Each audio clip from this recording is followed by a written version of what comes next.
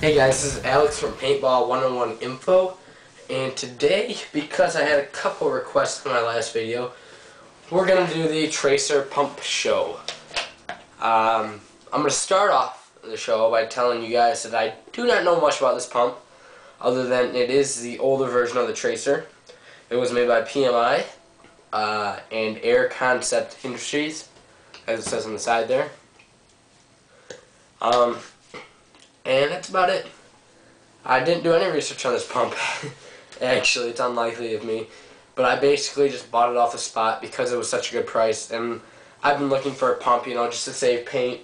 I've been shooting a lot with the E-Tech. I got about 32,000 shots on the board that I have right now. Some crazy crap like that. So, bought it to save paint, 35 bucks. I figured it's a good investment. It'll save me paint and time and whatever.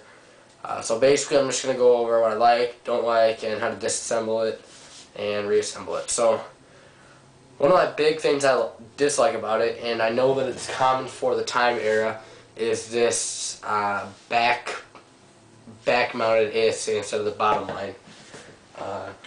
Granted, it was common for the time, as you see in the F1 Illustrator, same type of ASA where it's mounted straight to the bolt and the bolt assembly.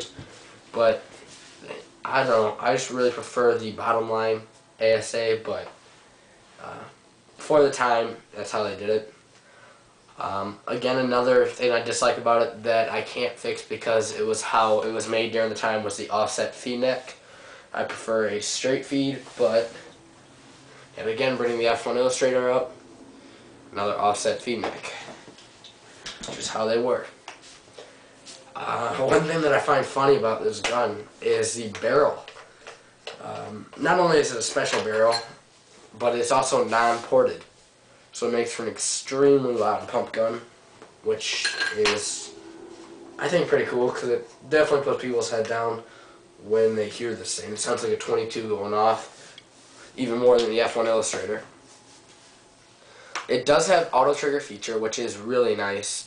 Basically, for those of you not familiar with the pump, instead of pumping it, pulling the trigger, and having it shoot, you can actually cut down time a little bit, which I don't think really matters, by just holding the trigger and just pumping away like that. You see I got the Gen X 50 round hopper. So yeah, I like that it's a very small pump. Some of the autocockers you have big bulky tops, sort of. I'm going to bring out the Piranha here. This was made in the same day as the autocockers, and you're going to have the same kind of dual top feed. You're going to have this kind of bulkier gun, and granted that's not an autococker, but it is made in 2003, just like a majority of the autocockers. So I like how it's small. I did take the rail off the top. There's 2 bolts here. I took that off.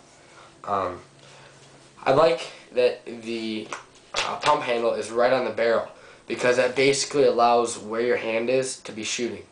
So instead of being below and aiming a little higher, it's right on. So I don't know, it just seems really comfortable for me.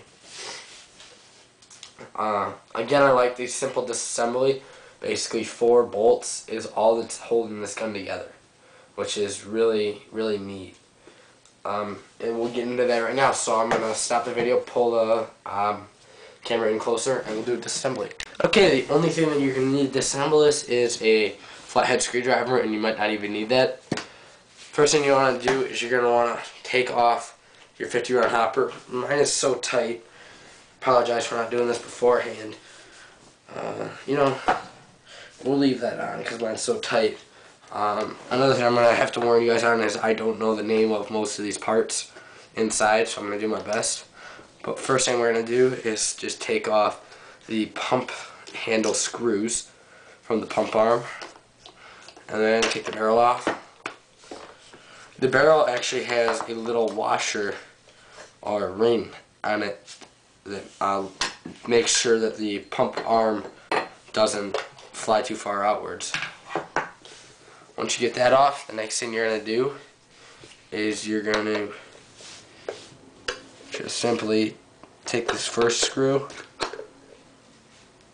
apologize. Once again, I have this on a weird angle so you guys can see it right. Basically, you're just gonna loosen that, and then it's a thumb screw, so it comes off fairly easy.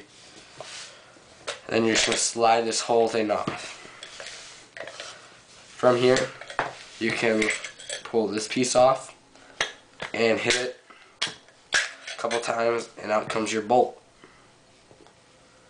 So, and set that aside. There's nothing else in here except for this little spring, which acts as a detent, which is kind of funny. Set that aside next. Basically, all I did to maintain this was just oil up the bolt, and it's got one O-ring on it right here. Oil that up, and it's just like that, just to give you guys a little idea of how that sits. The other thing you have is your ASA, and I think there's a regulator in here, so not real sure. I guess we'll find out. This is only my second time taking these apart, so bear with me. You have this piece of brass right here. You can unscrew this from the ASA. A spring will drop out, and you basically get this moving part right here, which I assume is a regulator, and it's on this brass bushing. But two O-rings, just lube those up, and I believe that there's one inside there, but I'm not entirely sure.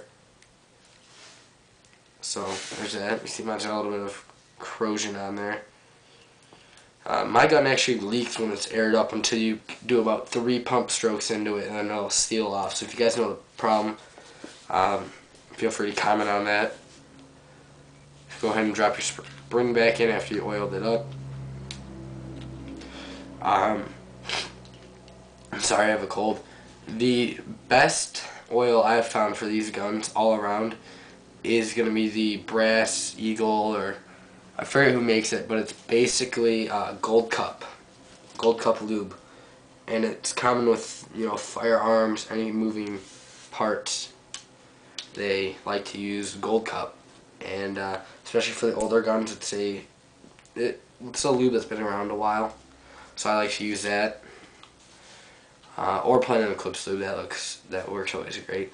Basically, to put it together, I'm just reversing the steps by putting this screw back in, bringing the main tube, whatever. One thing you want to do is you want to make sure that these screw holes are facing to the side, because once it's in, it's really hard to rotate to get your pump handles aligned. So just get it generally in place. Put that on. Now's always a good time to put your pump arm on, basically because everything's not going to be in the way and you're not going to have the spring pushing back. So you use this screw right here to align it. You want the tracer side, the side that says tracer, on the side away from the feed neck.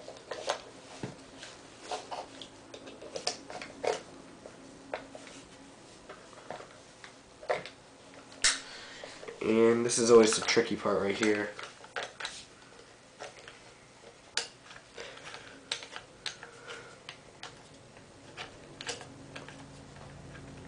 Getting this screw to line up just perfect.